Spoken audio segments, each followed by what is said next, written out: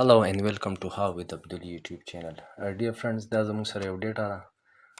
مارک شیټ مې جوړ کو تیار مې کو پریکټس لپاره. نو موږ سره که چېرته ضرورت راشي چې موږ ته وویلی شي چې دا کیمستري والا سیل چې دی کالم چې موږ سره دی دا غونډ په غونډ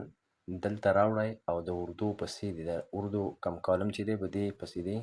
دا راشي او دا سیکوینس دی برقرار پاتې شي چې دا موږ سره ډسټرب نشي رایټ. نو موږ څنګه کوو موږ دې سلیکشن والو رایټ او دا دې ځای نه زه ډریګ کړمه دا به زموږ سره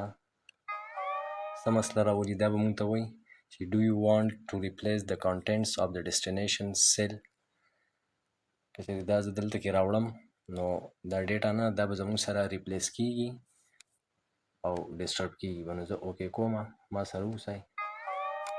رایټ دا وشو تاسو وګورئ دا زما سره ډیټا ډسټرب شوه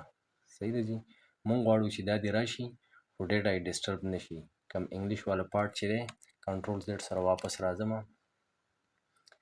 بیا د دې سلیکشن اخلم او ټریک استعمالوم د شیفټ سره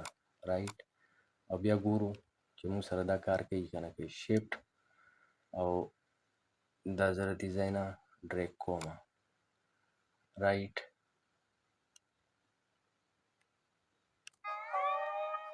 and okay دا وګورئ ما سره څه ډسټربنس ډیټا کې رانغی دا لږ شان ایکسپینډ کوم تاسو ته کلیر شي موږ سره ورپسې انګلیش راغی فزیکس ته که تاسو خیال وکړئ فزیکس د کیمسټرۍ ځای ته راغی او څه قسم هغه موږ سره مسله رانغله رایټ نو شیفټ